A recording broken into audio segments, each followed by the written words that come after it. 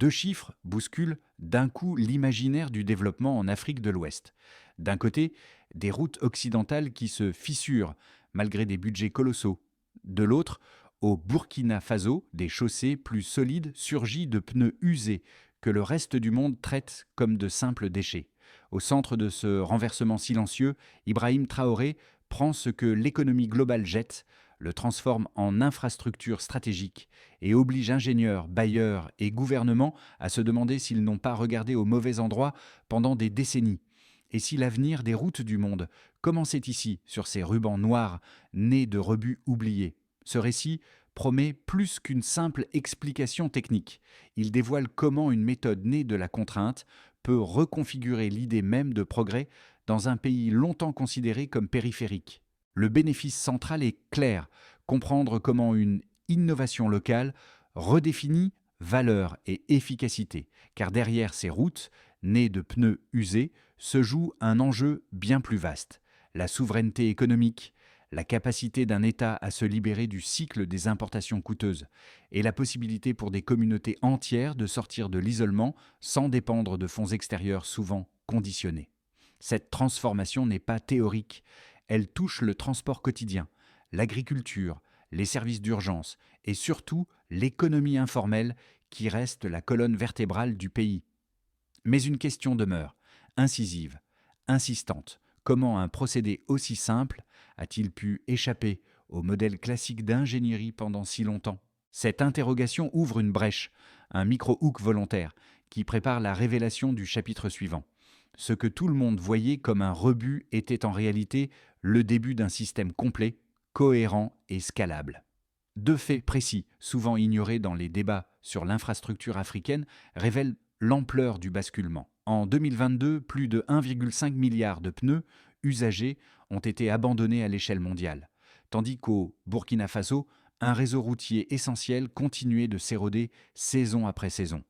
Et pourtant, c'est exactement à partir de cette divergence, l'excès global et la pénurie locale, qu'Ibrahim Traoré a identifié une solution capable de renverser une logique établie depuis des décennies. Pour comprendre la portée de cette découverte, il faut revenir à la toile de fond qui étouffait le pays, des routes qui disparaissaient littéralement sous les pluies, des pistes devenues impraticables dès les premières averses et une dépendance structurelle aux matériaux importés dont le prix grimpait à mesure que la dette extérieure pressait les finances publiques. Cette vulnérabilité n'était pas seulement physique, elle était systémique. Chaque mètre d'asphalte importé représentait un transfert de devises qui affaiblissait la balance commerciale, un retard dans les travaux et une fragilisation supplémentaire pour les zones rurales où un glissement de terrain pouvait isoler un village entier. Pendant des années, les experts internationaux parlaient d'adaptation, de résilience, de réhabilitation progressive. Mais sur le terrain, cela signifiait surtout des cycles infinis de réparations coûteuses, sans jamais atteindre une stabilité durable. C'est dans ce contexte de fragilité répétée qu'un détail a tout déclenché. Les tas de pneus brûlés en périphérie des villes, laissés à ciel ouvert, utilisés comme combustible improvisé ou abandonnés au bord des routes. Ce que la plupart voyaient comme un déchet toxique, Ibrahim Traoré l'a observé comme une ressource omniprésente, gratuite, disponible en volume largement suffisant pour restructurer la base même de la construction routière. Ce regard inversé, transformer une nuisance en fondation, a marqué la véritable rupture. À partir de là, une chaîne causale limpide s'est dessinée. Collecte, agencement, liant technique, solidité inhabituelle, coût divisé, autonomie accrue. Et cette chaîne, loin d'être anecdotique, allait rapidement attirer l'attention d'ingénieurs qui, jusqu'alors, n'auraient jamais imaginé un tel renversement de paradigme. Pour saisir comment cette méthode s'est imposée sur le terrain, il faut suivre ceux qui l'ont appliquée jour après jour. Le premier fil conducteur vient d'une équipe technique opérant dans la région du centre-ouest. Une poignée d'ingénieurs locaux qui, faute de moyens traditionnels, ont tenté la pose expérimentale de pneus agencés en grilles régulières. Leur surprise fut immédiate. Là où les anciennes pistes se déformaient après quelques semaines, la première section test resta stable malgré 3 averses successives, un détail qui n'avait encore rien d'officiel mais qui allait devenir un signal fort. Un deuxième cas, plus discret mais tout aussi significatif, provient d'un village isolé situé à plus de 40 km de l'axe principal. Les habitants y avaient l'habitude de parcourir des trajets exténuants pour atteindre les marchés, souvent interrompus par des bourbiers soudains. Lorsque le tronçon en pneus consolidé a été déployé sur une portion de 2 km, le temps de déplacement a été réduit d'un tiers. Rien de spectaculaire en apparence, mais suffisant pour changer le rythme d'un marché hebdomadaire et permettre aux récoltes d'arriver avant qu'elles ne se détériorent. À travers ces deux scènes, une même logique se dégage. La méthode ne se contente pas de fonctionner, elle transforme les usages quotidiens avec une rapidité qui déstabilise les modèles classiques d'évaluation. Elle ne dépend ni de machines lourdes ni de matériaux instables. Elle crée un ancrage nouveau, lisible, reproductible. Et c'est là que surgit le véritable so what. Une innovation ne prouve sa valeur que lorsqu'elle modifie la vie ordinaire avec une évidence silencieuse. Avant l'adoption du procédé, les routes du Burkina Faso cédaient sous la pluie, se fissuraient sous la chaleur et rendaient des zones entières inaccessibles pendant des semaines. Après l'introduction de la méthode fondée sur les pneus usés, la séquence s'est inversée avec une clarté brutale. La dégradation rapide a laissé place à une stabilité inattendue et les interruptions saisonnières ont été remplacées par une continuité presque inédite. Le déclencheur tient en quelques gestes simples mais décisifs. D'abord, la collecte massive de pneus, organisée district par district, a créé un volume logistique suffisant pour alimenter plusieurs chantiers à la fois. Ensuite, la pose méthodique de ces pneus en structure répétitive a établi un maillage souple, apte à absorber des pressions que les matériaux classiques ne toléraient qu'à demi.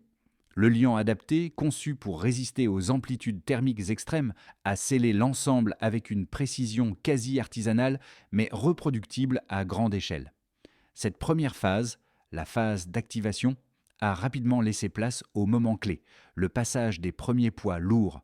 Là où les anciennes chaussées se brisaient, le tapis composite s'est plié sans rompre, redistribuant la force et révélant sa valeur structurelle. Les ingénieurs, d'abord sceptiques, ont observé des micro-déformations revenant à leur position initiale, phénomène rare dans des infrastructures à faible coût. Ce fut le véritable point de bascule, celui qui a validé l'intuition initiale d'Ibrahim Traoré et donné au procédé une légitimité technique incontestable. Puis est venu le haut du cycle, la montée en charge. Les convois agricoles ont emprunté les premières sections élargies. Les bus interurbains ont repris des trajets auparavant impraticables. Des zones rurales isolées ont renoué avec des marchés régionaux grâce à une continuité que peu croyaient possible. La fluidité nouvelle a créé une augmentation tangible du trafic, testant la résistance du matériau composite dans des conditions que même certains projets financés par des bailleurs internationaux peinaient à supporter. Cette intensification a produit un effet en chaîne. Les sections voisines, toujours construites selon les anciennes normes, ont commencé à apparaître obsolètes. Les municipalités ont noté une réduction des coûts de maintenance sur les portions rénovées. Les communautés locales ont compris qu'un tronçon solide pouvait devenir un point d'ancrage économique plutôt qu'une source de dépenses récurrentes. Le contraste s'est imposé sans discours. Il s'est lu dans les trajets gagnés, dans les marchandises arrivées à temps, dans les urgences médicales gérées plus vite. Puis la phase de résonance, la du champ, a émergé. Les autorités régionales ont sollicité des extensions. Les équipes techniques ont formé de nouveaux groupes de pause. Des entrepreneurs locaux ont proposé d'intégrer des variantes, comme le remplissage interne des pneus pour renforcer la base dans les zones argileuses. Cette démultiplication, née de résultats tangibles, a solidifié l'ensemble du modèle. Ce qui n'était qu'une tentative alternative est devenu un système. Ce qui semblait une réponse ponctuelle s'est étendu en réseau. Ce qui était considéré comme une idée marginale s'est transformé en cadre opérationnel assumé. Et au cœur de cette chronologie structurée, activation, bascule, montée, résonance, se trouve une constante. Ibrahim Traoré a imposé une cohérence là où régnait un cycle d'érosion répété. Les premiers relevés techniques réalisés après la mise en service des tronçons expérimentaux ont fourni des données suffisamment précises pour ancrer la méthode dans un cadre mesurable. Les ingénieurs ont commencé par comparer l'évolution des déformations verticales sur sol instable, un indicateur régulièrement utilisé dans les zones tropicales sujettes aux alternances pluie-chaleur. Le premier chiffre marquant apparaît dans ces relevés. 41% de réduction des tassements observés sur les routes renforcées par pneus, mesurés sur les 3 premiers mois d'usage intensif. Cette valeur étonne par sa cohérence, car elle reflète une dispersion plus faible des contraintes mécaniques, une explication qui, selon les équipes de terrain, confirme la capacité d'amortissement du maillage en caoutchouc. Un second indicateur, tout aussi significatif, concerne la résistance thermique. Sur les tronçons modernisés, la température en surface a atteint des pointes de 67 degrés, sans provoquer les fissurations habituellement constatées sur l'asphalte classique au-delà de 55 degrés.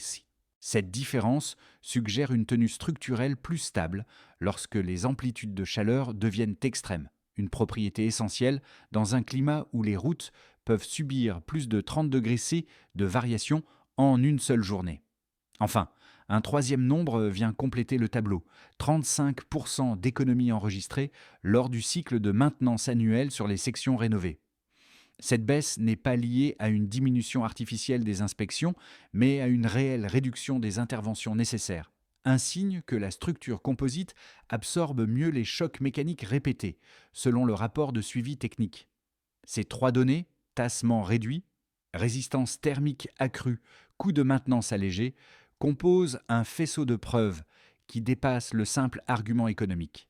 Elles définissent un cadre d'analyse où la durabilité, souvent considérée comme un luxe réservé aux infrastructures à budget élevé, devient accessible grâce à un procédé reposant sur un matériau que d'autres considèrent comme problématique. Cependant, les chiffres ne prennent pleinement sens qu'intégrés dans une séquence opérationnelle. Les tests de résistance dynamique, réalisés sur plusieurs axes secondaires, ont mis en évidence une stabilité remarquable après le passage répété de poids lourds. Là où les structures conventionnelles montrent des micro-fissures après plusieurs dizaines de cycles de charge, la base en pneus maintient une élasticité qui rétablit la géométrie initiale. Les relevés cydriques ont ensuite complété le dossier. L'eau de ruissellement s'infiltre moins dans les fondations, limitant les phénomènes d'affaissement progressif. L'ensemble forme une architecture qui ne combat pas les contraintes climatiques, mais les redistribue, un comportement particulièrement recherché dans les environnements tropicaux. Ce cadre chiffré a également attiré l'attention d'équipes d'ingénierie étrangères venues observer la réponse structurelle sur différents types de sols, argileux, sableux, latéritique. Dans chacun des cas, le comportement général a confirmé une même logique. Une meilleure absorption des forces verticales, une dispersion plus homogène et une diminution des zones critiques où se forment habituellement les poches d'instabilité. Ainsi, loin de n'être qu'un procédé économique, le système fondé sur les pneus révèle une sophistication fonctionnelle visible dans chaque métrique. Il démontre qu'une innovation peut être simultanément simple dans sa mise en œuvre et rigoureuse dans ses résultats mesurables. 2 arguments majeurs émergent généralement lorsqu'on examine ce type d'innovation.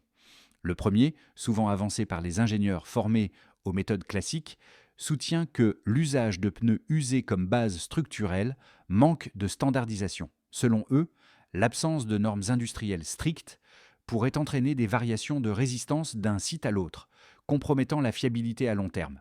Ils ajoutent que les matériaux composites traditionnels possèdent donc des décennies d'expérimentation documentée, offrant un cadre rassurant que les nouvelles méthodes ne peuvent égaler immédiatement. Le second argument, d'orientation plus environnementale, affirme que la présence de caoutchouc dans les fondations pourrait poser un risque de lixiviation ou de détérioration chimique au fil du temps. Certains experts redoutent également que la longévité du pneu, bien que réputée élevée, masque des incertitudes concernant son comportement lorsqu'il est scellé dans des structures massives et soumis à des agents climatiques extrêmes.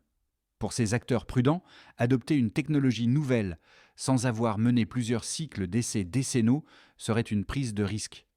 Pourtant, lorsqu'on confronte ces réserves aux données observées sur le terrain, un autre récit apparaît. Les relevés mécaniques effectués sur les routes rénovées montrent une réduction de 41% des tassements, valeur directement liée à la capacité du caoutchouc à redistribuer les forces verticales plutôt qu'à les laisser se concentrer en point de rupture. Quant à la question de la chaleur, les tronçons ont supporté des températures de surface atteignant 67 degrés X, sans fissuration, un seuil théoriquement critique pour l'asphalte classique qui affaiblit la structure au-delà de 55 degrés C. Sur le plan de la maintenance, les 35% d'économies enregistrées viennent répondre à la critique de la variabilité. Une technologie instable n'aurait pas pu produire une réduction aussi constante des interventions. Et concernant le risque environnemental, les pneus ne sont pas laissés à l'air libre. Ils sont scellés dans une matrice cimentaire qui neutralise leur exposition directe, transformant un rebut potentiellement toxique en composant inerte du réseau routier. Ainsi, les objections ne sont pas balayées. Elles sont absorbées puis reconfigurées par la réalité mesurable. La robustesse du système ne dépend pas d'une promesse théorique, mais de performances qui se répètent d'un chantier à l'autre, consolidant l'idée qu'aucune innovation ne s'impose par discours, mais par sa capacité à tenir face aux critiques les plus structurées. Une bascule nette apparaît ici. Au milieu du processus, un élément que beaucoup avaient sous-estimé remonte à la surface. La flexibilité contrôlée des pneus ne constitue pas seulement un avantage structurel, mais un principe d'ingénierie capable de remodeler la manière même dont un État conçoit ses infrastructures.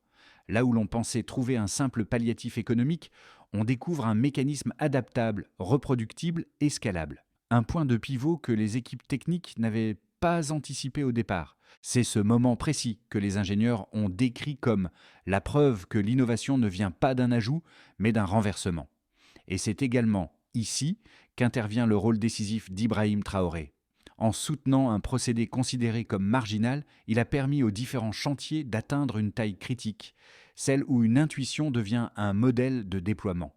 Là où d'autres projets auraient buté sur le scepticisme ou l'inertie institutionnelle, celui-ci a franchi son midpoint en créant une dynamique interne, une force d'entraînement née de résultats tangibles plutôt que de déclarations. Cette dynamique marque la véritable inflexion, une technologie qui n'est plus en test mais en expansion. Les effets concrets de cette transformation apparaissent avec netteté lorsqu'on les observe à travers 4 catégories distinctes. Chacune révèle une dimension particulière du changement et montre comment une innovation locale peut réorienter des pratiques ancrées depuis longtemps. À l'échelle de l'État, la réduction des importations de matériaux de construction représente une respiration économique non négligeable. Les devises autrefois destinées au bitume ou à l'asphalte servent désormais à financer des programmes internes, introduisant une logique de réinvestissement local. Les tronçons qui résistaient autrefois difficilement aux variations de température enregistrent aujourd'hui une stabilité mesurée et documentée. Cette cohérence structurelle crée un effet d'entraînement. Les plans d'aménagement intègrent désormais le procédé des pneus dans leur projection pluriannuelle. Dans cette dynamique, le rôle d'Ibrahim Traoré s'impose comme celui d'un catalyseur, donnant un cadre politique clair à une technique qui aurait pu rester marginale. Pour le tissu entrepreneurial, les retombées sont multiples. La collecte, le tri et la pose des pneus ont généré un écosystème d'activités nouvelles où la logistique devient une source d'emploi et de revenus. Les entreprises de transport bénéficient d'axes plus fiables, réduisant l'usure des véhicules et les retards coûteux. Certains ateliers ont commencé à développer des variantes, comme le remplissage interne des pneus, pour renforcer la base dans les zones plus instables. L'amélioration de la continuité routière accroît la rapidité des flux, ce qui, pour les PME, se traduit par des circuits de distribution plus fiables et moins dépendants des saisons. Dans les zones rurales, les effets sont parfois spectaculaires. Les agriculteurs qui mettaient des heures à atteindre les marchés peuvent désormais parcourir les mêmes distances en des temps considérablement réduits. Les produits périssables arrivent plus tôt, améliorant leur valeur de vente. La nouvelle accessibilité permet aussi l'introduction de services essentiels, véhicules d'urgence, programmes de distribution de semences et même formations techniques itinérantes. Les routes deviennent des vecteurs d'opportunités, non des obstacles récurrents. Ce basculement est particulièrement visible dans les régions où l'ancien réseau s'effaçait sous la pluie, isolant des villages entiers pendant des semaines. Au-delà des frontières nationales, l'impact régional commence à se lire dans les visites d'observation menées par plusieurs États voisins. La perspective d'un modèle reproductible intéresse ceux qui cherchent à réduire leur dépendance aux importations coûteuses. L'attention des organismes environnementaux européens montre également que la méthode répond à une problématique globale, la gestion du déchet caoutchouteux. Ainsi, le Burkina Faso se retrouve dans une position inattendue, capable de proposer une alternative opérationnelle là où les grandes puissances n'ont pas trouvé de solution généralisable. Cette reconnaissance externe conforte la vision d'Ibrahim Traoré, qui avait affirmé que l'innovation pouvait surgir d'endroits longtemps sous-estimés. Réunies, ces 4 dynamiques dessinent une conséquence majeure. La route n'est plus seulement un vecteur de déplacement, mais un outil stratégique qui renforce simultanément souveraineté, résilience économique, circulation des biens et positionnement régional. Les 12 prochains mois formeront une fenêtre décisive pour la consolidation du modèle, car les premiers résultats tangibles doivent maintenant se transformer en stratégie durable. 3 trajectoires se dessinent, chacune dépendant de facteurs techniques, institutionnels et régionaux qui évoluent rapidement. On peut parler ici d'un scénario de base sur une période de 6 à 12 mois. Dans la projection la plus probable, l'expansion continue à un rythme maîtrisé. Les équipes locales étendent les tronçons existants, en particulier dans les zones où la pluviométrie rend les anciennes routes imprévisibles. Les coûts de maintenance poursuivent leur baisse, confirmant les tendances observées, moins de fissures, moins d'affaissement, moins d'interventions d'urgence. Les municipalités consolident leurs plans sur des cycles annuels plus prévisibles, tandis que les PME du secteur logistique réorganisent leurs itinéraires en fonction de cette nouvelle stabilité. L'ensemble dessine une progression régulière, sans rupture, mais avec un enracinement croissant de la méthode. On peut ensuite envisager un scénario optimiste. Dans cette version, les effets de démonstration se propagent rapidement. Les régions périphériques adoptent la technique sur des surfaces plus larges. Les ingénieurs, encouragés par les performances thermiques et mécaniques, introduisent d'autres variantes issues des tests récents. Les États voisins, déjà observateurs, amorcent des projets pilotes, créant une dynamique régionale qui renforce la crédibilité du procédé. À l'intérieur du pays, la transformation du secteur agricole et le développement de corridors routiers secondaires accélèrent les échanges, réduisent les pertes post-récolte et améliorent les revenus locaux. Le modèle change alors d'échelle. D'innovation locale, il devient référence opérationnelle. Enfin, un scénario plus défavorable peut aussi se produire. Cette trajectoire repose principalement sur l'apparition d'obstacles institutionnels ou logistiques. Une mauvaise coordination dans la collecte des pneus pourrait ralentir plusieurs chantiers simultanément. Les variations climatiques extrêmes, notamment des épisodes pluviométriques inhabituellement intenses, pourraient mettre à l'épreuve certaines sections déjà affaiblies par leur ancien état. Dans ce scénario, la progression ne s'arrête pas, mais elle se fragmente. Certaines zones avancent, d'autres stagnent. Le risque réside moins dans une défaillance technique que dans une gestion chaotique des priorités et des ressources. Du point de vue de la manière de penser le système, quelle que soit la trajectoire, un principe demeure pertinent. Un système innovant ne tient qu'à condition d'être traité comme un ensemble cohérent et non comme une addition de chantiers isolés. Penser en réseau plutôt qu'en segment garantit que les bénéfices se diffusent plutôt que de se disperser.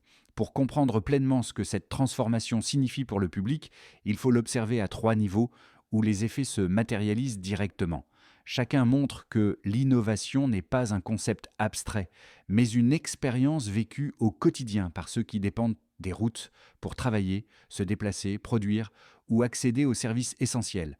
Pour eux, l'enjeu principal est la fluidité. Lorsque les trajets deviennent plus courts et plus prévisibles, toute l'organisation familiale s'ajuste. Horaires de travail, déplacements scolaires, accès aux soins, les embouteillages saisonniers provoqués par les dégradations de chaussées disparaissent progressivement, diminuant les coûts cachés liés au carburant et à l'usure des véhicules. Les familles gagnent du temps, et ce temps gagné devient un capital silencieux qui améliore la qualité de vie. Les transporteurs, livreurs, artisans et commerçants sont les premiers à ressentir la différence. Là où les routes endommagées ralentissaient les livraisons et provoquaient des pertes financières répétées, la stabilité nouvelle rétablit une cadence régulière. Les véhicules s'abîment moins, les retards diminuent et les activités qui dépendaient du transport retrouvent une rentabilité plus constante. Pour ces professionnels, la route n'est plus un obstacle, elle redevient un outil. Dans les zones isolées, chaque kilomètre praticable représente un levier immense. Les marchés deviennent accessibles, les produits agricoles arrivent pour tous les trous plus tôt, les services médicaux interviennent plus rapidement. Les routes rénovées créent une forme de continuité sociale qui réduit l'impression d'abandon ressentie par de nombreux villages. C'est là que l'impact émotionnel est le plus fort, la sensation de retrouver un lien avec le reste du pays. À travers ces trois perspectives, un constat simple apparaît. L'innovation n'est réelle que lorsqu'elle améliore la vie de ceux qui en dépendent. Et ici, cet impact est visible à chaque échelle. Pour que le modèle gagne en cohérence et résiste aux fluctuations institutionnelles, il doit s'appuyer sur une feuille de route claire, structurée en étapes mesurables. Cette logique garantit la continuité, même lorsque les équipes changent ou que les contextes locaux varient. Elle permet aussi de transformer une innovation en système durable, capable de s'étendre sans perdre sa fiabilité initiale. Une dimension que souligne régulièrement Ibrahim Traoré dans les orientations opérationnelles qu'il défend. Définir un protocole unique pour la collecte, le tri, l'agencement et le scellement des pneus. Cette standardisation doit inclure des seuils de qualité, des gabarits reproductibles et des procédures de contrôle régulières. Une méthode homogène garantit la stabilité des résultats d'un chantier à l'autre. Créer des unités mobiles de techniciens capables d'intervenir dans plusieurs régions. La formation doit couvrir la pose, la maintenance légère et les diagnostics rapides. Mesures clés, nombre d'équipes certifiées par trimestre. Centraliser la collecte des pneus en hubs régionaux pour garantir un approvisionnement constant. Indicateurs recommandés. Volume mensuel stabilisé et temps de transfert moyen entre hub et chantier. Installer un système simple de remontée des données, photos, relevés thermiques, mesures d'affaissement. Chaque tronçon doit disposer d'un tableau de bord trimestriel. Cette transparence permet d'ajuster le modèle en continu, encourager les ingénieurs et artisans à proposer des variantes, remplissage interne, liant adapté, géométrie différente, mesure, nombre de prototypes testés et validés par an. En réunissant ces 5 étapes, la feuille de route transforme une réussite initiale en stratégie nationale reproductible, alignée sur la vision de résilience et d'autonomie portée par Ibrahim Traoré. Dans les premiers villages où les équipes techniques avaient mené leurs essais, ceux-là même évoqués dans les microcas de la 4e partie, les habitants se souviennent encore du moment où la route a cessé d'être une frontière. C'est ce rappel presque intime qui donne à cette histoire une profondeur que les chiffres seuls ne sauraient traduire.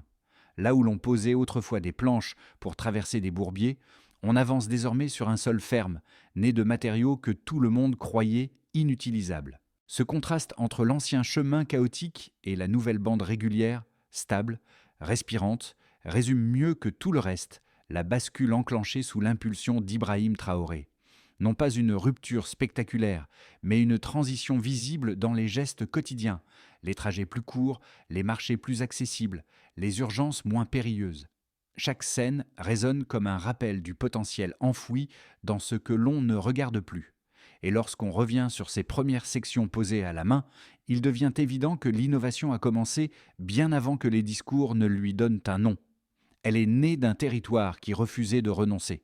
La dignité avance quand la route tient. Ce récit, qui commence avec des pneus abandonnés et se transforme en un modèle inédit d'ingénierie locale, ouvre un espace de réflexion plutôt qu'une conclusion fermée. Car au-delà des chiffres, des méthodes et des trajets améliorés, il dit quelque chose d'essentiel. Lorsqu'une communauté choisit d'examiner autrement ce qu'elle possède déjà, les limites changent de forme. L'innovation n'apparaît pas comme un miracle, mais comme la continuité d'un regard attentif posé sur un territoire.